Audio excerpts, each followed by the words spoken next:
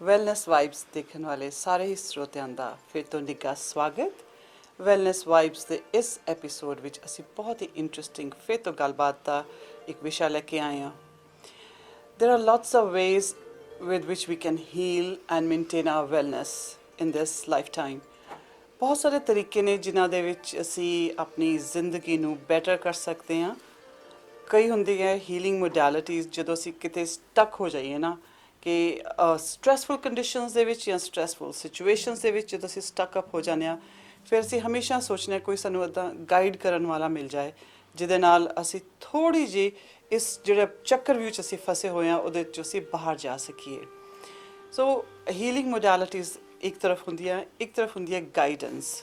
Astrology ਦੀ ਇਸ series ਦੇ ਵਿੱਚ ਐਸਟ੍ਰੋਲੋਜੀ ਵਿਦ ਸੰਜੀਵ ਕਟੋਚ ਦੀ ਇਸ ਸੀਰੀਜ਼ ਦੇ ਵਿੱਚ ਅਸੀਂ ਬਹੁਤ ਸਾਰੇ ਤੁਹਾਡੇ ਵਾਸਤੇ ਡਿਫਰੈਂਟ ਟੌਪਿਕਸ ਲੈ ਕੇ ਆਉਂਦੇ ਹਾਂ ਅਤੇ ਅੱਜ ਦਾ ਜਿਹੜਾ ਟੌਪਿਕ ਹੈ ਬਹੁਤ ਹੀ ਇੰਟਰਸਟਿੰਗ ਹੋਣ ਵਾਲਾ ਹੈ। ਸਭ ਤੋਂ ਪਹਿਲੇ ਲੈਟਸ ਵੈਲਕਮ ਸੰਜੀਵ ਕਟੋਚ ਜੀ। ਸੰਜੀਵ ਕਟੋਚ ਜੀ is a very renowned astrologer ਅਤੇ ਇਹਨਾਂ ਨੇ ਬਹੁਤ ਸਾਰੇ ਲੋਕਾਂ ਨੂੰ ਗਾਈਡ ਕੀਤਾ, ਬਹੁਤ ਸਾਰੇ ਲੋਕਾਂ ਨੂੰ ਹੈਲਪ ਕੀਤੀ ਅਤੇ ਇਹਨਾਂ ਦੀ ਜਿਹੜੀ ਅਪਰੋਚ ਟੂਵਰਡਸ ਐਸਟ੍ਰੋਲੋਜੀ ਹੈ ਥੋੜ੍ਹੀ ਹਟ ਕੇ ਹੈਗੀ ਹੈ। ਇਹ ਜ਼ਿਆਦਾ ਤੁਹਾਨੂੰ ਭੰਬਲ ਭੂਸਿਆਂ 'ਚ ਨਹੀਂ ਪਾਉਂਦੇ, ਜ਼ਿਆਦਾ ਤੁਹਾਨੂੰ ਵਹਿਮਾਂ ਭਰਮਾਂ 'ਚ ਨਹੀਂ ਪਾਉਂਦੇ। So it's very straight forward and that's why ਬਹੁਤ ਸਾਰੇ ਲੋਕਾਂ ਨੇ ਕਿਹਾ ਕਿ ਅਸੀਂ ਇਸ ਟੌਪਿਕ ਦੇ ਉੱਪਰ ਹੋਰ ਥੋੜ੍ਹੀ ਜਿਹੀ ਗੱਲਬਾਤ ਕਰੀਏ। So we are back with Sanjeev Katoch ji. Let's welcome him. Welcome. Thank you ji, thanks for having me here Shelly ji. And ਸਾਰੇ ਦਰਸ਼ਕਾਂ ਨੂੰ ਮੇਰਾ ਨਮਸਕਾਰ ਤੇ ਸਤਿ ਸ਼੍ਰੀ ਅਕਾਲ and I wish all of you health, wealth and happiness. Awesome. Sanjeev ji, ਅਸੀਂ ਲਾਸਟ ਟਾਈਮ ਗੱਲਬਾਤ ਕੀਤੀ ਸੀ ਰਾਹੂ ਕੇਤੂ ਦੇ ਉੱਪਰ ਅਤੇ ਹੁਣ ਮੈਂ ਇਹ ਸੋਚ ਰਹੀ ਜਿਸ ਤਰ੍ਹਾਂ ਸਾਡੇ 9 ਗ੍ਰਹਿ ਨੇ।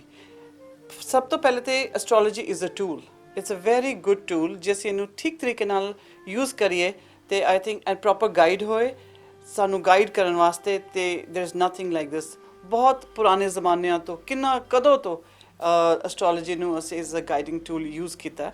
ਸੋ we have another opportunity over here as well. So 9 ਗ੍ਰਹਿ ਨੇ ਹੈ ਨਾ, 9 ਗ੍ਰਹਿਆਂ ਦੇ ਵਿੱਚੋਂ ਇੱਕ ਸ਼ਨੀ ਗ੍ਰਹਿ ਹਾਂਜੀ, ਜਿਹਨੂੰ ਦੇਖ ਕੇ ਸੁਣ ਕੇ ਸ਼ਨੀ ਦਾ ਨਾਂ ਸੁਣ ਕੇ ਲੋਕ ਡਰ ਜਾਂਦੇ ਆ ਕਿ ਵੀ ਆਈ ਡੋਨਟ ਨੋ ਸ਼ਨੀ ਕੀ ਹੈ, ਸ਼ਨੀ ਸਾਨੂੰ ਕੀ ਕਰ ਦੇਗਾ, ਕਿਉਂਕਿ ਡਰਾਇਆ ਵੀ ਗਿਆ ਬਹੁਤ ਸਾਰਾ ਅਤੇ ਸਾਡੇ ਅੰਦਰ ਇੱਕ ਬਲੀਫ ਸਿਸਟਮ ਹੀ ਬਣ ਗਿਆ ਕਿ ਵੀ ਸ਼ਨੀ ਸਾਡਾ ਕੁਛ ਨਾ ਕੁਛ ਵਿਗਾੜੇਗਾ। ਬਟ ਮੈਨੂੰ ਇਹ ਲੱਗਦਾ ਹਕੀਕਤ ਵਿੱਚ ਸ਼ਨੀ ਦੇਵ ਜਾਂ ਸ਼ਨੀ ਗ੍ਰਹਿ ਜਿਹੜਾ ਸੈਟਰਨ ਪਲੈਨਟ ਹੈਗਾ ਇਹ ਸਾਨੂੰ ਸਾਡੇ ਕਰਮਾਂ ਦਾ ਫਲ ਦਿੰਦਾ। ਹਾਂਜੀ ਹਾਂਜੀ, ਤੋ ਮੈਨੂੰ ਦੱਸੋ ਸ਼ਨੀ ਦੇ ਬਾਰੇ ਮੈਨੂੰ ਐਕਸਪਲੇਨ ਕਰੋ। ਬਿਲਕੁਲ ਠੀਕ ਕਿਹਾ ਜੀ ਤੁਸੀਂ। ਸਭ ਤੋਂ ਪਹਿਲੇ ਤਾਂ ਮੈਂ ਇਹ ਗੱਲ ਕਹਿਣੀ ਚਾਹਾਂਗਾ ਕਿ ਸ਼ਨੀ ਜਿਹੜਾ ਹੈਗਾ, ਸ਼ਨੀ ਗ੍ਰਹਿ ਇਹ ਤੁਹਾਡੇ ਸ਼ਤਰੂ ਨਹੀਂ ਹੈ, ਇਹ ਤੁਹਾਡੇ ਮਿੱਤਰ ਹੈ। ਹਾਂ, ਸ਼ਨੀ ਆਪਣੇ ਆਪ ਦੇ ਵਿੱਚ ਤੁਹਾਨੂੰ ਤੁਹਾਡੇ ਉਹੀ ਰਿਜ਼ਲਟ ਦਿੰਦੇ ਤੁਹਾਡੇ ਕਰਮਾਂ ਦੇ ਹਿਸਾਬ ਨਾਲ। ਜੇ ਤੁਹਾਡੇ ਕਰਮ ਚੰਗੇ ਆ ਤੇ ਜੇ ਸ਼ਨੀ ਦੀ ਦ੍ਰਿਸ਼ਟੀ ਹੈ ਤੇ ਕੋਈ ਤੁਹਾਡਾ ਕੁਝ ਵਿਗਾੜ ਨਹੀਂ ਸਕਦਾ। ਵਾਓ। ਤੇ ਜੇ ਤੁਸੀਂ ਜਿੰਨੇ ਮਰਜ਼ੀ ਚੰਗੇ ਗ੍ਰਹਿ ਹੈਗੇ ਜੇ ਤੁਹਾਡੇ ਕਰਮ ਚੰਗੇ ਨਹੀਂ ਹੈਗੇ, ਤੁਸੀਂ ਲੋਕਾਂ ਦੇ ਨਾਲ ਇਨਸਾਫ ਨਹੀਂ ਕਰਦੇ, ਮਾਂ ਪਿਓ ਦੀ ਸੇਵਾ ਨਹੀਂ ਕਰਦੇ, ਧੋਖਾਧੜੀ, ਝੂਠ, ਠੱਗੀ, ਇਹ ਤੁਹਾਡੀ ਫਿਤਰਤ ਹੈਗੀ ਹੈ। ਤੇ ਜਿੰਨੇ ਮਰਜ਼ੀ ਗ੍ਰਹਿ ਤੁਹਾਨੂੰ ਬਚਾਉਣ ਵਾਲੇ ਹੋਣਗੇ ਨਾ, ਸ਼ਨੀ ਦੀ ਦ੍ਰਿਸ਼ਟੀ ਤੋਂ ਤੁਹਾਨੂੰ ਕੋਈ ਬਚਾ ਨਹੀਂ ਸਕਦਾ। ਕਹਿੰਦੇ ਤੌਲੀਏ ਸਾਨੂੰ ਨਿਚੋੜ ਦਿੰਦਾ, ਤੌਲੀਏ ਵਾਂਗੂ ਨਿਚੋੜ ਦਿੰਦਾ। ਔਰ ਸ਼ਨੀ ਦੇ ਬਾਰੇ ਤੇ ਸ਼ਾਸਤਰਾਂ 'ਚ ਇਹ ਵੀ ਲਿਖਿਆ ਗਿਆ ਕਿ ਜਦੋਂ ਭਗਵਾਨ ਸ਼ੰਕਰ ਦੇ ਉੱਤੇ ਸ਼ਨੀ ਦੀ ਸਾੜ ਸਤੀ ਆਈ ਸੀਗੀ, ਉਹਨਾਂ ਨੇ ਆਪਣੇ ਕਰਮਾਂ ਦਾ ਲੇਖਾ ਜੋਖਾ ਦੇਣਾ ਸੀਗਾ ਤੇ ਉਹ ਵੀ ਲੁਕ ਕੇ ਬਹਿ ਗਏ ਸੀਗੇ ਕਿ 7.5 ਸਾਲ ਜਿਹੜੇ ਸ਼ਨੀ ਦੀ ਸਾੜ ਸਤੀ ਤੇ ਉਹਨਾਂ ਤੋਂ ਕਿੱਦਾਂ ਬਚਿਆ ਜਾ ਸਕੇ। ਲੇਕਿਨ ਇੱਕ ਗੱਲ ਹੈ ਕਿ ਜੇ ਤੁਹਾਡੇ ਕਰਮ ਚੰਗੇ ਹੈਗੇ ਨੇ, ਮਾਂ ਪਿਓ ਦੀ ਤੁਸੀਂ ਸੇਵਾ ਕਰਦੇ ਹੋ, ਹੱਕ ਹਲਾਲ ਦੀ ਕਮਾਈ ਖਾਂਦੇ ਹੋ, ਧੋਖਾਧੜੀ ਨਹੀਂ ਕਰਦੇ, ਤੁਹਾਡੇ ਸ਼ਿਸ਼ਟਾਚਾਰ ਠੀਕ ਹੈਗਾ ਤੇ ਸ਼ਨੀ ਤੁਹਾਡੇ ਸਿਰਫ ਤੇ ਸਿਰਫ ਮਿੱਤਰ ਹੈ। ਤੁਹਾਡੇ ਚੰਗੇ ਕਰਮਾਂ ਦੇ ਹਿਸਾਬ ਨਾਲ ਤੁਹਾਨੂੰ ਚੰਗਾ ਫਲ ਦਿੰਦੇ ਤੇ ਤੁਹਾਡੇ ਮਾੜੇ ਕਰਮਾਂ ਦੇ ਹਿਸਾਬ ਨਾਲ ਉਹਦਾ ਵੀ ਲੇਖਾ ਜੋਖਾ ਪੂਰਾ ਲੈਂਦੇ। ਤੇ ਇਹ ਵੀ ਕਹਿੰਦੇ ਕਿ ਜਦੋਂ ਅਗਰ ਤੁਸੀਂ ਕਰਮ ਠੀਕ ਕੀਤੇ ਹੋਣ ਤੇ ਤੁਹਾਡੀ ਸੋਚ ਸਹੀ ਹੋਏ, ਮਾਂ ਪਿਓ ਦੀ ਸੇਵਾ ਕੀਤੀ ਹੋਏ ਤੇ ਰੰਗ ਤੋਂ ਤੁਹਾਨੂੰ ਰਾਜਾ ਵੀ ਬਣਾ ਦਿੰਦਾ ਇਸ ਟਾਈਮ ਤੇ। ਬਿਲਕੁਲ ਸਹੀ ਗੱਲ, ਰਾਈਟ। ਅੱਛਾ, ਹੁਣ ਜਿਸ ਤਰ੍ਹਾਂ ਇਹ ਅੱਜ ਕੱਲ੍ਹ ਦਾ ਟਾਈਮ ਚੱਲ ਰਿਹਾ, ਬਹੁਤ ਹੀ ਕਨਫਿਊਜ਼ਨ ਵਾਲਾ ਟਾਈਮ ਚੱਲ ਰਿਹਾ ਤੇ ਪਹਿਲੇ ਬਹੁਤ ਸਾਰਾ ਹਲਚਲ ਸੀਗਾ ਕਿ 11 ਮਈ ਆਫ 2020 ਤੋਂ ਕਿ ਵੀ ਸ਼ਨੀ ਦੀ ਦ੍ਰਿਸ਼ਟੀ ਥੋੜ੍ਹੀ ਜਿਹੀ ਡਿਫਰੈਂਟ ਹੈਗੀ। ਹੁਣ ਕਿ 29 ਸੈਪਟੈਂਬਰ ਤੋਂ 29 ਸੈਪਟੈਂਬਰ ਕਹਿੰਦੇ ਸਵੇਰ ਤੋਂ ਮੰਗਲਵਾਰ ਵਾਲੇ ਦਿਨ ਤੋਂ ਸ਼ਨੀ ਦੀ ਜਿਹੜੀ ਦ੍ਰਿਸ਼ਟੀ ਹੈ ਉਹ ਜਾਂ ਸ਼ਨੀ ਇਜ਼ ਡਾਇਰੈਕਟ ਮਾਰਗੀ ਹੋ ਗਿਆ। ਮੈਨੂੰ ਵੀ ਹੁਣੇ ਸਮਝ ਆਈ ਹੈ ਮਾਰਗੀ ਕੀ ਹੁੰਦਾ, ਡਾਇਰੈਕਟ ਹੋ ਗਿਆ, ਤੇ ਉਹਦਾ ਕੀ ਮਤਲਬ ਹੈ, ਇਹ ਥੋੜਾ ਸਮਝਾਓ। ਦੇਖੋ ਸ਼ਨੀ ਦੀ ਚਾਲ ਹੁੰਦੀ ਹੈ, ਸ਼ਨੀ ਜਿੱਦਾਂ ਹੁਣ ਮਕਰ ਰਾਸ਼ੀ ਦੇ ਵਿੱਚ ਤੇ ਜਨਵਰੀ ਤੋਂ ਹੀ ਵਿਚਰ ਰਹੇ ਹੈਗੇ ਨੇ, Okay. ਤੇ ਉਸ ਤੋਂ ਬਾਅਦ ਇਹ ਉਸ ਪਿਛਲੇ 4.5 ਮਹੀਨਿਆਂ ਤੋਂ ਇਹ ਵਕਰੀ ਹੋ ਗਏ ਸੀ, ਜਿਹਨੂੰ ਰੈਟਰੋਗ੍ਰੇਡ ਕਹਿੰਦੇ ਆ, ਅੱਛਾ, ਉਲਟਾ ਉਲਟਾ। ਤੇ ਹੁਣ ਜਿਹੜਾ 29 ਸਤੰਬਰ ਨੂੰ ਜਿਹੜਾ ਸ਼ਨੀ ਹੈ ਉਹਨਾਂ ਨੇ ਆਪਣੀ ਚਾਲ ਬਦਲੀ ਹੈ ਤੇ ਉਹ ਮਾਰਗੀ ਹੋ ਗਏ, ਜਿਹਨੂੰ ਆਪਾਂ ਡਾਇਰੈਕਟ ਚਾਲ ਕਹਿੰਦੇ ਆ। ਜਦੋਂ ਡਾਇਰੈਕਟ ਚਾਲ ਸ਼ਨੀ ਚੱਲਦੇ ਨੇ ਉਸ ਲਈ ਉਹਨਾਂ ਦੀ ਦ੍ਰਿਸ਼ਟੀ ਜਿਹੜੀ ਹੈਗੀ ਹੈ ਉਹ ਸਿੱਧੀ ਹੋ ਜਾਂਦੀ ਹੈ। ਮਤਲਬ ਕਹਿੰਦਾ ਕਿ ਜਿਨ੍ਹਾਂ ਰਾਸ਼ੀਆਂ ਦੇ ਉੱਤੇ ਸਿੱਧਾ ਪ੍ਰਭਾਵ ਪੈਂਦਾ, ਉਹਨਾਂ ਦਾ ਸਿੱਧੀ ਦ੍ਰਿਸ਼ਟੀ ਹੁੰਦੀ ਹੈ, ਉਹਨਾਂ ਵਾਸਤੇ ਚੰਗਾ ਟਾਈਮ ਸ਼ੁਰੂ ਹੋ ਜਾਂਦਾ। ਡਿਪੈਂਡ ਕਰਦਾ ਕਿ ਉਹ ਜਿਹੜੇ ਜ਼ੋਡੀਅਕ ਸਾਈਨ ਹੈਗੇ ਆ ਤੁਹਾਡੇ ਹੋਰੋਸਕੋਪ ਦੇ ਵਿੱਚ, ਤੁਹਾਡੇ ਟੇਵੇ ਦੇ ਵਿੱਚ ਕਿੱਥੇ ਕਿੱਥੇ ਬੈਠੇ ਆ।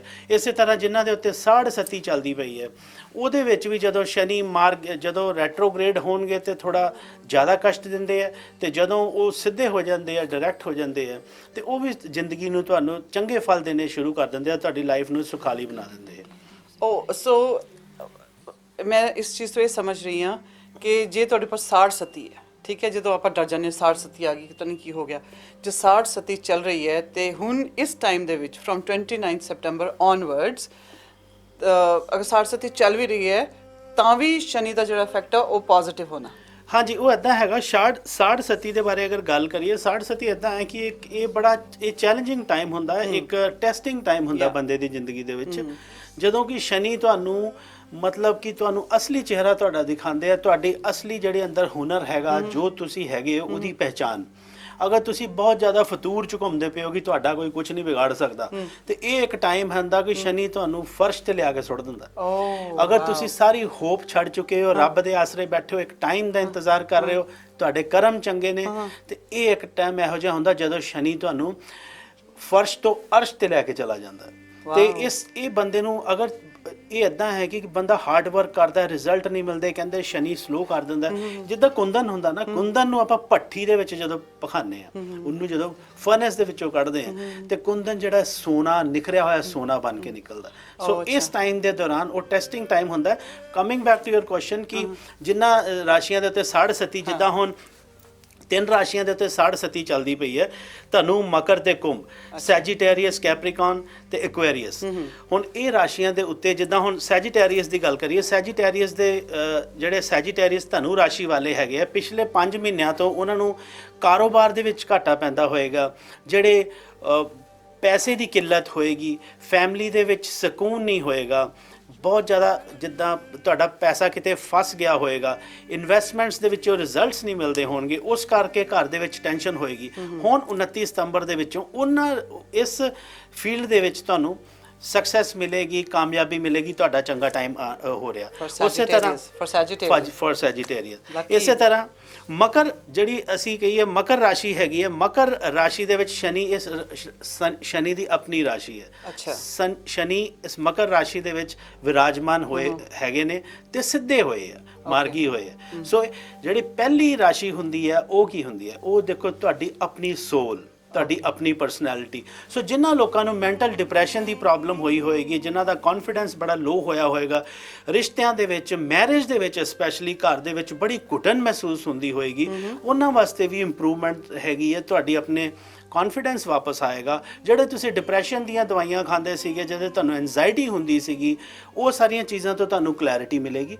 ਸੋ ਇਸ ਤਰ੍ਹਾਂ ਅਸੀਂ ਗੱਲ ਕਰੀਏ ਕੁੰਭ ਰਾਸ਼ੀ, ਐਕੁਆਰੀਅਸ ਦੇ ਵਿੱਚ ਸ਼ਨੀ ਦੀ ਜਿਹੜੀ ਦ੍ਰਿਸ਼ਟੀ ਹੈ ਤੁਹਾਡੇ 12ਵੇਂ ਘਰ ਦੇ ਵਿੱਚ ਪੈ ਰਹੀ ਹੈ। 12ਵੇਂ ਘਰ ਦੇ ਵਿੱਚ ਐਕੁਆਰੀਅਸ ਜਿਹੜੇ ਕੁੰਭ ਰਾਸ਼ੀ ਵਾਲੇ, ਅਗਰ ਤੁਸੀਂ ਪਿਛਲੇ ਟਾਈਮ ਦੇ ਵਿੱਚ ਕੋਰਟ ਕੇਸਿਸ ਦੇ ਵਿੱਚ ਚੱਲ ਰਹੇ ਆ, ਤੁਹਾਡੇ ਕੋਰਟ ਕਚਹਿਰੀ ਦੇ ਮਸਲੇ, ਲਿਟੀਗੇਸ਼ਨ ਦੇ ਜੇ ਮਸਲੇ ਹੈਗੇ ਆ, ਤੁਹਾਡੇ ਜਗ੍ਹਾ ਚੇਂਜ ਹੋ ਗਈ ਹੈ, ਜਿਸ ਕਰਕੇ ਤੁਸੀਂ ਬੜੇ ਪਰੇਸ਼ਾਨ ਹੋ, ਤੁਹਾਡਾ ਕੰਮ ਘਰ ਤੋਂ ਬਹੁਤ ਦੂਰ ਹੋ ਗਿਆ ਵਾ, ਜਿਸ ਕਰਕੇ ਤੁਸੀਂ ਫੈਮਿਲੀ ਤੋਂ ਅਲੱਗ ਹੋ ਗਏ ਹੋ, ਆਪਣੇ ਸੱਜਣਾ ਤੋਂ ਤੁਸੀਂ ਅਲੱਗ ਹੋ ਗਏ, ਉਸ ਕਰਕੇ ਤੁਸੀਂ ਡਾਊਨ ਜਾ ਰਹੇ ਹੋ। ਜਾਂ ਇਸੇ ਤਰ੍ਹਾਂ ਘਰ ਦੇ ਵਿੱਚ ਜਿਹੜਾ ਬੰਦੇ ਜਨਾਨੀ ਦੇ ਵਿੱਚ ਇੱਕ ਤਣਾਅ ਹੁੰਦਾ, ਇੱਕ ਜਿਹੜਾ ਮੈਰਿਜ ਦਾ ਸਕੂਨ ਹੁੰਦਾ, ਉਹ ਨਹੀਂ ਮਿਲ ਰਿਹਾ, ਉਸ ਦੇ ਵਿੱਚ ਇਹ ਇੰਪਰੂਵਮੈਂਟ ਹੋਏਗੀ।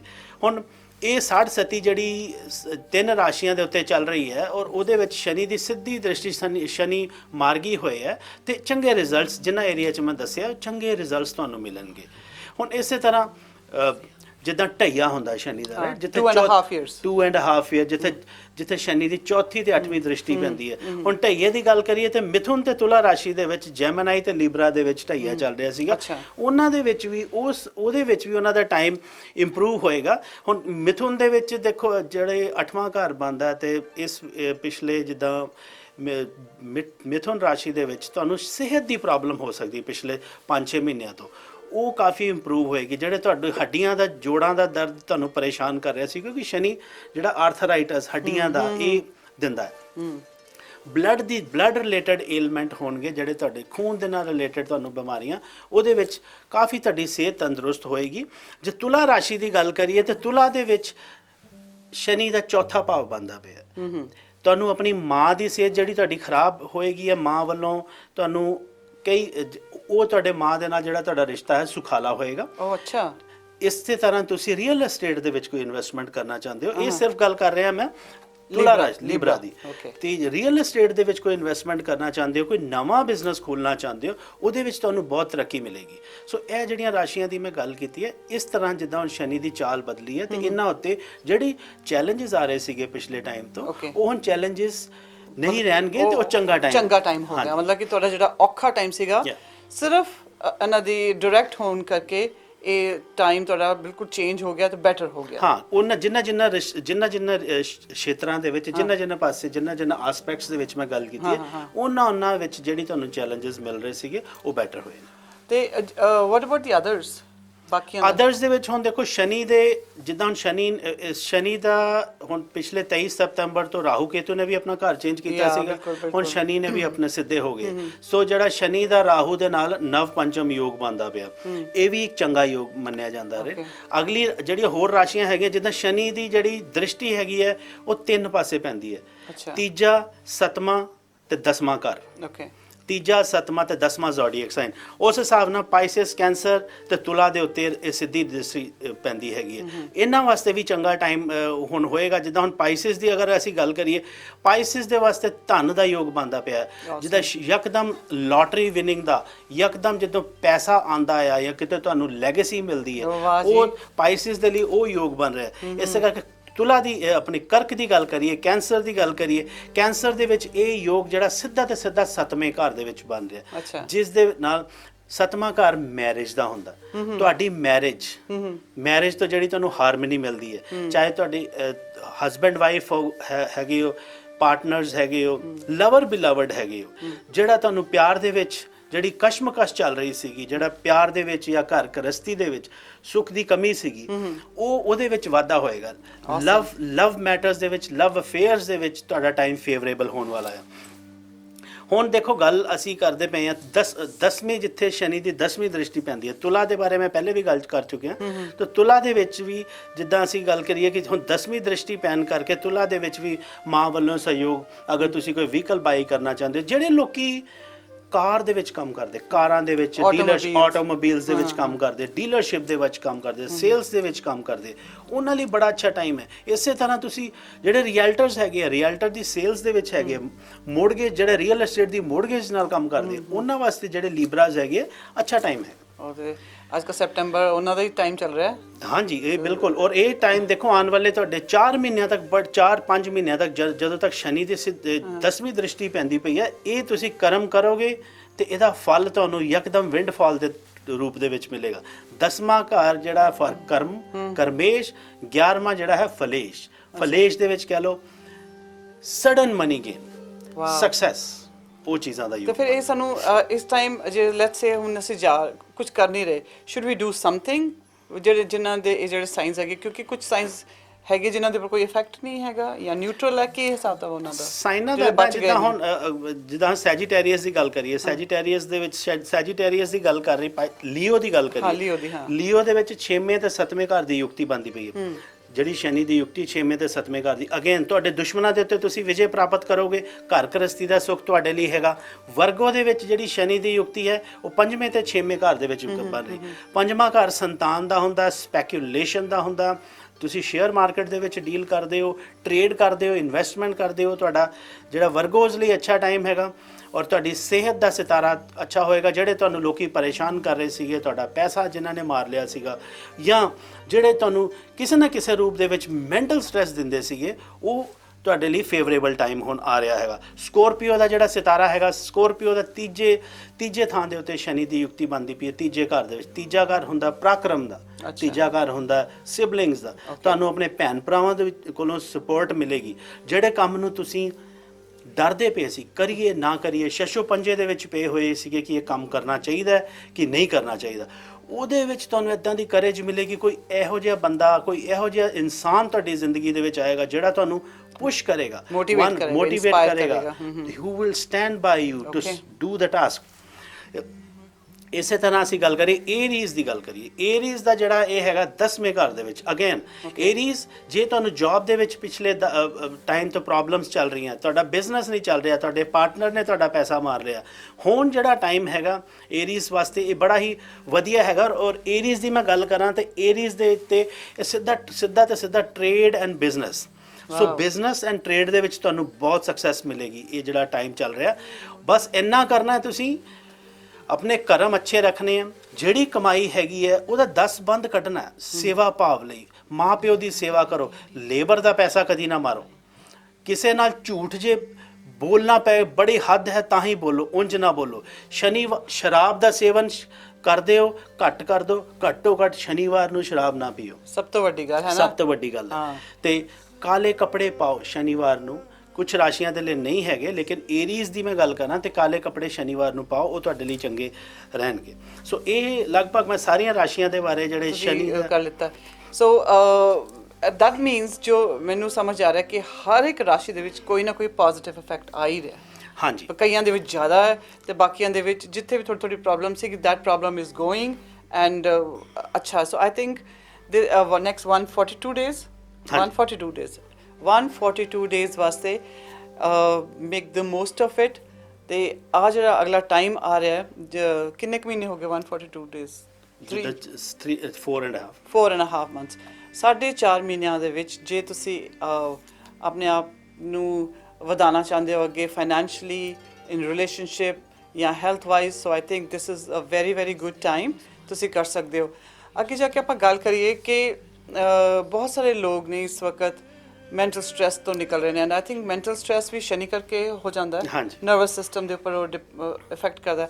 ਤੇ ਉਹ ਕਿਉਂਕਿ ਕੋਵਿਡ ਦਾ ਵੀ ਟਾਈਮ ਹੈਗਾ, ਤੇ ਉਸ ਨੂੰ ਕਿਸ ਤਰੀਕੇ ਨਾਲ ਡੀਲ ਕੀਤਾ ਜਾਏ, ਜਾਂ ਸ਼ਨੀ ਦਾ ਉਹਦੇ ਨਾਲ ਕੋਈ ਸੰਬੰਧ ਕਿਸ ਤਰ੍ਹਾਂ, ਕੀ ਹਿਸਾਬ ਕਿਤਾਬ ਹੈਗਾ? ਹੁਣ ਦੇਖੀਏ, ਅਸੀਂ ਜਿਹੜੇ ਇਸ ਲਈ ਅਸੀਂ ਜਿਹੜਾ ਗੋਚਰ ਹੈਗਾ ਉਹਦੀ ਗੱਲ ਕਰੀਏ। ਸ਼ਨੀ ਹੈਗੇ ਕੈਪਰੀਕੌਨ ਦੇ ਵਿੱਚ ਬੈਠੇ, ਰਾਹੂ ਟੌਰਸ ਦੇ ਵਿੱਚ ਤੇ ਕੇਤੂ ਜਿਹੜੇ ਸਕੋਰਪੀਓ ਦੇ ਵਿੱਚ ਬੈਠੇ। ਇਹ 3 ਗ੍ਰਹਿ ਹੈ ਨਾ, ਇਹਨਾਂ ਨੇ ਜਿਹੜੀ ਸਤੰਬਰ ਦੇ ਵਿੱਚ ਆਪਣੀ ਯੁਕਤੀ ਚੇਂਜ ਕੀਤੀ ਹੈ ਨਾ, ਉਹਦਾ ਬਹੁਤ ਫਰਕ ਪੈ ਰਿਹਾ। ਤੇ ਸੈਟਰਨ ਜਿੱਦਾਂ ਹੁਣ ਮਕਰ ਦੇ ਵਿੱਚ ਬੈਠ ਕੇ ਜਿਹੜੀ ਤੁਹਾਡੀ ਮੈਂਟਲ ਸਟ੍ਰੈਸ ਸੀਗੀ ਉਹ ਹੁਣ ਕਾਫੀ ਘੱਟ ਹੋਏਗੀ। ਤੁਸੀਂ ਕੈਪਰੀਕੌਨ ਵਾਲਿਓ, ਤੁਸੀਂ ਕਰਨਾ ਕੀ ਹੈ, ਜੇ ਹੋ ਸਕਦਾ ਸੋਮਵਾਰ ਨੂੰ ਜੇ ਤੁਸੀਂ ਸ਼ਿਵਲਿੰਗ ਨੂੰ ਪਾਣੀ ਚੜਾ ਸਕਦੇ ਹੋ, ਉਹ ਬਹੁਤ ਵਧੀਆ ਉਪਾਅ ਹੈਗਾ।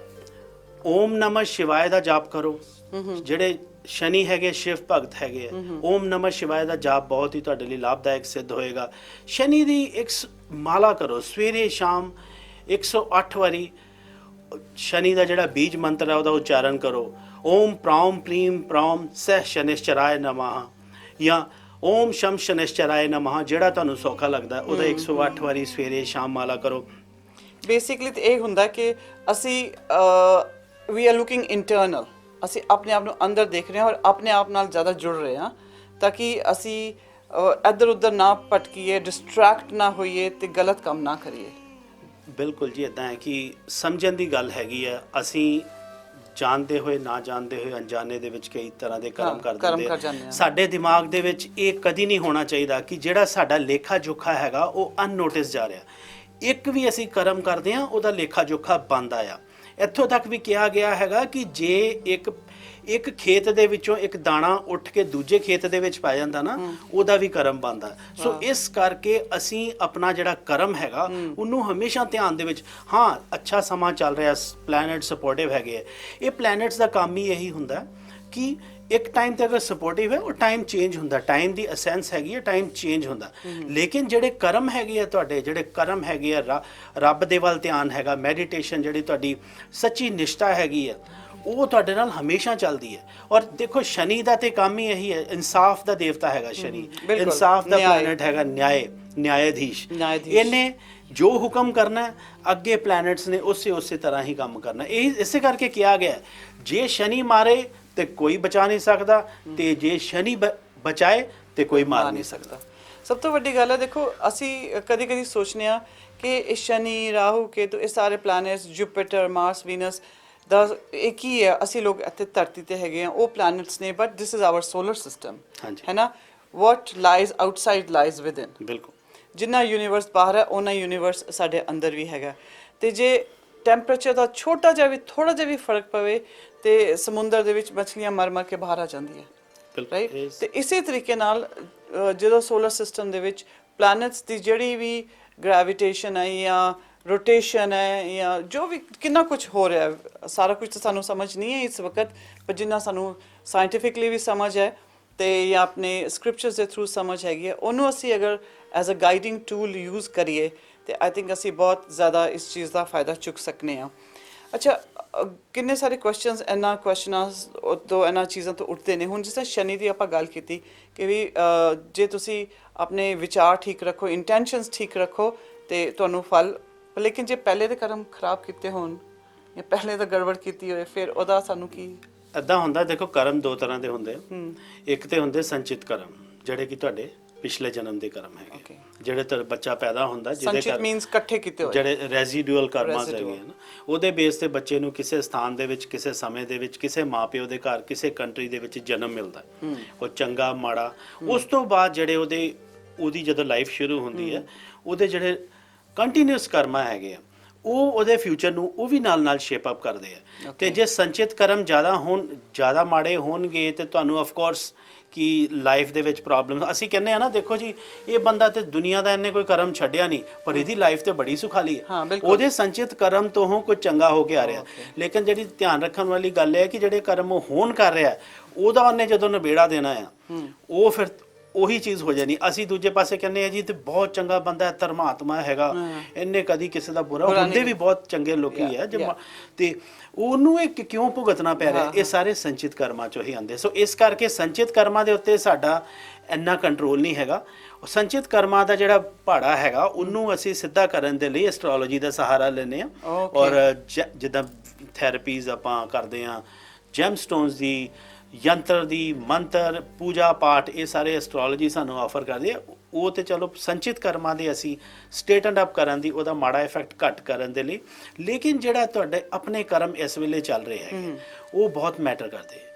ਇਸ ਕਰਕੇ ਇਹ ਦੋਨਾਂ ਦਾ ਬੈਲੈਂਸ ਰੱਖਣਾ ਬਹੁਤ ਜ਼ਰੂਰੀ ਹੈ। ਇਸੇ ਤਰ੍ਹਾਂ ਸਮਝੇ, ਦੇਖੋ ਬੈਂਕ ਦੇ ਵਿੱਚ ਜੇ ਤੁਹਾਡਾ ਡੈਬਿਟ ਸਾਈਡ ਤੇ ਕ੍ਰੈਡਿਟ ਸਾਈਡ ਹੈ, ਠੀਕ ਹੈ ਨਾ, you have to balance debit credit ਨੂੰ ਅਗਰ ਤੁਸੀਂ ਬੈਲੈਂਸ ਨਹੀਂ ਕਰੋਗੇ ਤੇ ਤੁਹਾਡਾ ਬੈਂਕ ਦਾ ਕਿੱਦਾਂ ਅਕਾਊਂਟਿੰਗ ਚੱਲੇ? ਬਿਲਕੁਲ ਇਹ ਉਹੀ ਹਿਸਾਬ ਹੈ। And it's a law of the universe ਕਿ ਇਹ ਲਾਅ ਜਿਹੜਾ ਹੈਗਾ ਇਨਸਾਨਾਂ ਵਾਸਤੇ ਤਾਂ ਹੈਗਾ ਹੀ ਹੈ, ਜਾਨਵਰਾਂ ਵਾਸਤੇ ਵੀ ਹੈ, ਹਰ ਇੱਕ ਚੀਜ਼ ਵਾਸਤੇ ਹੈ। ਮਤਲਬ ਕਿ this is a law of the universe. ਇਹ ਯੂਨੀਵਰਸ ਦੇ ਲਾਜ਼ ਨਾ ਹੋਣ ਤੇ ਫਿਰ ਕਿੱਥੇ ਦੇ ਕਿੱਥੇ ਹੀ ਹੋ ਗਿਆ। ਅਮੀਰਾਂ ਵਾਸਤੇ ਵੀ ਉਹੀ ਲਾਅ ਹੈ, ਗਰੀਬਾਂ ਵਾਸਤੇ ਵੀ ਉਹੀ ਲਾਅ ਹੈ। ਬਿਲਕੁਲ ਜੀ। ਜਿਹੜੀ ਸ੍ਰਿਸ਼ਟੀ ਦੀ ਪੌੜੀ ਹੈਗੀ ਹੈ ਨਾ, ਉਹਦੇ ਵਿੱਚ ਇਨਸਾਨ ਸਭ ਤੋਂ ਉੱਤੇ ਬੈਠਦਾ, ਸਭ ਤੋਂ ਉੱਤੇ, ਠੀਕ ਹੈ ਨਾ। ਇਨਸਾਨ ਨੂੰ ਇੰਨੀ ਰੈਸ਼ਨੈਲਿਟੀ ਦਿੱਤੀ ਹੋਈ ਹੈ ਰੱਬ ਨੇ, ਉਹ ਕਰਮ ਕਰ ਸਕਦਾ, ਕਮਾਈ ਕਰ ਸਕਦਾ, ਦੂਜਿਆਂ ਦੇ ਬਾਰੇ ਸੋਚ ਸਕਦਾ, ਇਹ ਆਪਣਾ ਹਿੱਤ ਅਨਹਿੱਤ ਪਹਿਚਾਨ ਸਕਦਾ, ਤੇ ਸਭ ਤੋਂ ਵੱਡੀ ਗੱਲ ਉਹ ਰੱਬ ਦੀ ਭਗਤੀ ਕਰ ਸਕਦਾ। ਉਹਨੂੰ ਇਹ ਸ਼ਮਤਾ ਦਿੱਤੀ ਹੋਈ ਹੈ। ਇਹ ਸ਼ਮਤਾ ਜਾਨਵਰਾਂ ਕੋਲ ਨਹੀਂ ਹੈਗੀ। ਜਾਨਵਰਾਂ ਕੋਲ ਸਿਰਫ ਤੇ ਸਿਰਫ ਖਾਣਾ ਪੀਣਾ ਤੇ ਆਪਣੇ ਸਰਵਾਈਵਲ, ਉਸੇ ਪਾਸੇ। ਸੋ ਅਸੀਂ ਇਨਸਾਨ ਹੈਗੇ, ਸਾਡੀ ਜਿਹੜੀ ਕੋਟੀ ਹੈਗੀ, ਜਿਹੜੀ ਸਾਡੀ ਸ਼੍ਰੇਣੀ ਹੈਗੀ, ਉਹ ਸਭ ਤੋਂ ਉੱਤੇ ਹੈਗੀ ਹੈ। ਸਾਨੂੰ ਉਸ ਦਾ ਫਾਇਦਾ ਉਠਾਉਣਾ ਚਾਹੀਦਾ। ਜਿਹੜੀ ਚੀਜ਼ਾਂ ਸਾਡੇ ਕੋਲ ਅਵੇਲੇਬਲ ਹੈਗੀਆਂ, ਐਸਟ੍ਰੋਲੋਜੀ ਹੈਗੀ ਹੈ, ਭਗਤੀ ਭਾਵ ਹੈਗਾ, ਚੰਗਾ ਸ਼ਿਸ਼ਟਾਚਾਰ ਹੈਗਾ, ਸਾਨੂੰ ਰੱਬ ਨੇ ਉਹ ਇਨਵਾਇਰਮੈਂਟ ਬਖਸ਼ਿਆ ਹੈ ਕਿ ਜਿੱਥੇ ਅਸੀਂ ਬੈਠ ਕੇ ਧਰਮ ਕਰਮ, ਪੂਜਾ ਪਾਠ ਇਹ ਕਰ ਸਕਨੇ, ਸਾਨੂੰ ਉਸ ਦਾ ਫਾਇਦਾ ਉਠਾਉਣਾ ਚਾਹੀਦਾ। Very well explained. I mean ਤੁਸੀਂ ਕਿੰਨਾ ਹੀ ਕੁਝ ਐਕਸਪਲੇਨ ਕਰ ਰਹੇ ਹੋ ਔਰ ਕਿੰਨੇ ਸਿੰਪਲ ਵਰਡਸ ਦੇ ਵਿੱਚ। ਇੱਕ ਗੱਲ ਦੱਸੋ, ਹੁਣ ਸ਼ਨੀ ਦਾ effect relationships, marriages, relationships at home, relationships ਜਿਹੜੀਆਂ ਪਿਆਰ ਵਾਲੀਆਂ ਹੁੰਦੀਆਂ, ਇੱਕ ਤੇ ਪਾਰਟਨਰਸ ਲਵ ਬੇਸਡ ਹੋ ਗਿਆ, ਰਿਲੇਸ਼ਨਸ਼ਿਪ ਸਾਰੀਆਂ ਲਵ ਬੇਸਡ ਹੁੰਦੀਆਂ, ਠੀਕ ਹੈ, ਇੱਕ ਹੋ ਗਿਆ ਜਿਹੜੇ ਮੈਰਿਟਲ ਪਾਰਟਨਰਸ ਦੇ ਹੋ ਗਿਆ, ਤੇ ਇੱਕ ਹੁੰਦੀ ਜਿਹੜੇ ਘਰ ਦੇ ਵਿੱਚ ਮਾਂ ਪਿਓ ਤੇ ਬੱਚਿਆਂ ਦਾ, ਉਹਦੇ ਉੱਪਰ ਵੀ ਇਫੈਕਟ ਪਵੇਗਾ? ਹਾਂਜੀ, ਦੇਖੋ ਸ਼ਨੀ ਦਾ ਜਿੱਦਾਂ ਮੈਂ ਦੱਸਿਆ ਹੈ ਕਿ ਸ਼ਨੀ ਨੇ ਸਿਰਫ ਤੁਹਾਡੇ ਕਰਮਾਂ ਦੇ ਹਿਸਾਬ ਨਾਲ ਦੇਣਾ। ਹੁਣ ਮਾਪਿਓ ਦੀ ਤੁਸੀਂ ਗੱਲ ਕੀਤੀ ਹੈ, ਅਗਰ ਮਾਂ ਦਾ ਜਿਹੜਾ ਜ਼ੋਡੀਅਕ ਜਿਹੜਾ ਸਾਈਨ ਦੇਖਿਆ ਜਾਏ ਤੇ ਹੋਰੋਸਕੋਪ ਦੇ ਵਿੱਚ ਬੰਦੇ ਦਾ ਚੌਥਾ ਭਾਵ ਹੁੰਦਾ, ਪੇ ਦੇ ਲਈ ਜਿਹੜਾ ਨੌਵਾਂ ਭਾਵ ਹੁੰਦਾ ਰਾਈਟ। ਓਕੇ। ਤੇ ਇਸ ਕਰਕੇ ਇਹਦੇ ਵਿੱਚ ਸਿਰਫ ਸ਼ਨੀ ਹੀ ਨਹੀਂ, ਹੋਰ ਪਲੈਨਟਸ ਦਾ ਵੀ ਬਹੁਤ ਯੋਗਦਾਨ ਹੁੰਦਾ। ਮੈਰਿਜ ਦੀ ਗੱਲ ਕਰੀਏ, ਮੈਰਿਜ ਰਿਲੇਸ਼ਨਸ਼ਿਪ ਦੀ, ਜਾਂ ਆਪਾਂ ਲਵ ਰਿਲੇਸ਼ਨਸ਼ਿਪ ਦੀ ਗੱਲ ਕਰੀਏ, ਤੇ ਜਿੱਦਾਂ ਜਨਾਨੀ ਦੀ ਹੋਰੋਸਕੋਪ ਦੇ ਵਿੱਚ ਗੁਰੂ ਦਾ ਬੜਾ ਵੱਡਾ ਯੋਗਦਾਨ ਹੁੰਦਾ। ਗੁਰੂ, ਉਹਦਾ ਬੰਦਾ, ਉਹਦਾ ਲਵਰ, ਉਹਦਾ ਡੈਡੀ, ਠੀਕ ਹੈ, ਉਹਦਾ ਭਰਾ, ਇਹ ਜਿਹੜੇ ਮੇਲ ਫਿਗਰ ਹੈ। ਇਸੇ ਤਰ੍ਹਾਂ ਬੰਦੇ ਦੀ ਹੋਰੋਸਕੋਪ ਦੇ ਵਿੱਚ ਵੀਨਸ ਦਾ ਬੜਾ ਵੱਡਾ ਰੋਲ ਹੁੰਦਾ। ਵੀਨਸ ਉਹਦੀ ਔਰਤ ਹੁੰਦੀ, ਉਹਦੀ ਮਾਂ। ਉਹ ਸਾਰਾ ਕੁਝ ਦੇਖਦੇ ਹੋ ਤੁਸੀਂ? ਉਹ ਸਾਰੀਆਂ, ਇਹ ਸਾਰਾ ਇੱਕ ਹੋਲਿਸਟਿਕ ਚੀਜ਼ ਹੁੰਦੀ ਹੈ, ਜਿਹੜਾ ਕਿ ਇੱਕ ਐਸਟ੍ਰੋਲੋਜਰ ਜਦੋਂ ਹੋਰੋਸਕੋਪ ਦੇਖਦਾ ਹੈ, ਔਰ ਹੋਰੋਸਕੋਪ ਦੇਖਣ ਦੇ ਵਿੱਚ ਵੀ ਕਈ ਤਰ੍ਹਾਂ ਦੀ ਚੀਜ਼ਾਂ ਹੈਗੀਆਂ, ਜਿੱਦਾਂ ਇਹ ਸਿਰਫ ਤੇ ਸਿਰਫ ਇਹ ਨਹੀਂ ਹੈ ਕਿ ਜਿੱਦਾਂ ਕਰੰਟ ਟ੍ਰਾਂਜ਼ਿਟ ਆ ਉਹਦੇ ਉੱਤੇ ਅਸੀਂ ਫੋਕਸ ਕਰ ਰਹੇ ਹਾਂ। ਜਦੋਂ ਬੰਦਾ ਬੌਰਨ ਹੁੰਦਾ, ਉਹਦਾ ਹੋਰੋਸਕੋਪ ਐਕਟਿਵਾ ਹੁੰਦਾ, ਇੱਕ ਟ੍ਰਾਂਜ਼ਿਟਰੀ ਹੋਣ ਹੁੰਦਾ। ਹੁਣ ਫਿਰ ਉਸ ਤੋਂ ਬਾਅਦ ਪ੍ਰਸ਼ਨ ਦੇ ਬੇਸ ਤੇ ਇੱਕ ਹੋਰੋਸਕੋਪ ਹੋਰ ਬਣਦੇ। ਇੱਕ ਹੋਰੋਸਕੋਪ ਨੂੰ ਅਸੀਂ ਅਗਰ ਉਹਦੇ ਸੈਗਮੈਂਟ ਕਰੀਏ, 26 ਹੋਰੋਸਕੋਪ ਹੋਰ ਬਣਦੇ। ਸੋ ਇਹ ਸਾਰਾ ਕੰਮ ਐਸਟ੍ਰੋਲੋਜਰ ਦਾ ਹੈ। ਦੇਖੋ, ਵਾਹ, ਅੱਛਾ, ਜਲਦੀ ਸਾਨੂੰ ਰੈਮਡੀਜ਼ ਵੀ ਦੱਸੋ। ਜੇ ਕੁਝ ਲੋਕ ਇਹਨਾਂ ਚੀਜ਼ਾਂ ਨੂੰ ਆਪਣੀ ਲਾਈਫ ਨੂੰ, ਕਿਉਂਕਿ ਉਹਨਾਂ ਨੂੰ ਹੁਣ ਇਸ ਚੀਜ਼ ਦੀ ਸਮਝ ਆ ਗਈ ਕਿ ਗੁੱਡ ਟਾਈਮ ਚੱਲ ਰਿਹਾ ਹੈ, ਤੇ ਇਸ ਗੁੱਡ ਟਾਈਮ ਨੂੰ ਹੋਰ ਬੈਟਰ ਕਿਸ ਤਰ੍ਹਾਂ ਕੀਤਾ ਜਾ ਸਕਦਾ ਹੈ, ਤੇ ਜੇ ਗੁੱਡ ਟਾਈਮ ਨਹੀਂ ਹੈ ਤੇ ਉਹਨੂੰ ਕਿਸ ਤਰ੍ਹਾਂ ਬੈਟਰ ਕੀਤਾ ਜਾ ਸਕਦਾ ਹੈ? ਵਾਟ ਸ਼ੁੱਡ ਵੀ ਡੂ? ਰੈਮਡੀਜ਼ ਦਾ ਜਿਹੜਾ ਬੇਸਿਕ ਪ੍ਰਿੰਸੀਪਲ ਹੈਗਾ ਨਾ ਜੀ, ਉਹ ਤੇ ਜਿਹੜਾ ਸਟਰੋਂਗ ਪਲੈਨਟ ਹੈ ਉਹਨੂੰ ਹੋਰ ਸਟਰੋਂਗ ਕਰਨ ਦੀ ਜ਼ਰੂਰਤ ਹੈਗੀ ਹੈ। ਉਹ ਜੈਮ ਥੈਰੇਪੀ ਦੇ ਬੇਸ ਤੇ ਹੁੰਦਾ, ਮੰਤਰ ਦੇ ਬੇਸ ਤੇ ਹੁੰਦਾ, ਉਚਾਰਨ ਦੇ ਬੇਸ ਤੇ ਹੁੰਦਾ, ਡੋਨੇਸ਼ਨ ਦੇ ਬੇਸ ਤੇ ਹੁੰਦਾ। ਇਸ ਲਈ ਤੁਹਾਨੂੰ ਕਿਹੜੀ ਰੈਮਡੀ ਕਿਹੜੀ ਫਿੱਟ ਹੋਣੀ ਹੈ ਕਿਸ ਬੰਦੇ ਲਈ, ਉਹਦੇ ਹੋਰੋਸਕੋਪ ਦੇ ਹਿਸਾਬ ਨਾਲ। ਇਹਦੇ ਲਈ ਐਸਟ੍ਰੋਲੋਜਰ ਤੁਹਾਡਾ ਹੋਰੋਸਕੋਪ ਦੇਖੇਗਾ, ਕਿਹੜੇ ਪਲੈਨਟ ਨੂੰ, ਜਿਹੜਾ ਤੁਹਾਡਾ ਸਟਰੋਂਗ ਪਲੈਨਟ ਹੈ ਉਹਨੂੰ ਸਟਰੋਂਗਰ ਕਰਨਾ ਹੈ। ਉਸ ਤੋਂ ਬਾਅਦ ਉਹ ਦੇਖੇਗਾ ਕਿ ਤੁਹਾਨੂੰ ਕਿਹੜੀ ਫੀਲਡ ਦੇ ਵਿੱਚ ਅੱਗੇ ਲੈ ਕੇ ਜਾਣਾ, ਉਸ ਦੇ ਨਾਲ ਰਿਲੇਟਡ ਰੈਮਡੀਜ਼ ਤੇ ਹਜ਼ਾਰਾਂ ਤਰ੍ਹਾਂ ਦੀਆਂ ਹੈਗੀਆਂ। ਸੋ ਕਿਹੜੀ ਰੈਮਡੀ ਸੂਟ ਕਰਦੀ ਹੈ ਉਹ ਡਿਸਾਈਡ ਐਸਟ੍ਰੋਲੋਜਰ ਕਰਦਾ। I think then they should actually call you. ਹਾਂਜੀ, ਤੁਸੀਂ ਮੈਨੂੰ ਆਪਣਾ ਡਿਟੇਲਸ, ਬਰਥ ਡਿਟੇਲ ਨਾਲ ਕਾਲ ਕਰ ਸਕਦੇ ਹੋ ਮੇਰੇ ਨੰਬਰ ਦੇ ਉੱਤੇ, ਤੇ ਉਸ ਤੋਂ ਬਾਅਦ ਹੋਰੋਸਕੋਪ ਬਣਾ ਕੇ ਮੈਂ ਤੁਹਾਨੂੰ ਜਿਹੜੀ ਰੈਮਡੀਜ਼ ਹੈ ਉਹ ਰეკਮੈਂਡ ਕਰ ਸਕਦਾ। ਇੱਕ ਵਾਰੀ ਫਿਰ ਤੋਂ ਦੁਬਾਰਾ ਅਸੀਂ ਆਵਾਂਗੇ, ਹੋਰ ਗੱਲਬਾਤ ਕਰਾਂਗੇ। ਜੇ ਤੁਹਾਡੇ ਵੀ ਕੋਈ ਕੁਐਸਚਨਸ ਹੋਣ, ਤੁਸੀਂ ਸਾਨੂੰ ਈਮੇਲ ਕਰ ਸਕਦੇ ਹੋ shellySandhu40@gmail.com, ਜਾਂ ਤੁਸੀਂ ਮੈਨੂੰ ਫੋਨ ਕਰ ਸਕਦੇ ਹੋ 6047209536, and we'll be happy to answer all your questions. Thank you, Sanjeev. Thank you so much. Thank you so much. खुश रहो, अपना ख्याल रखो।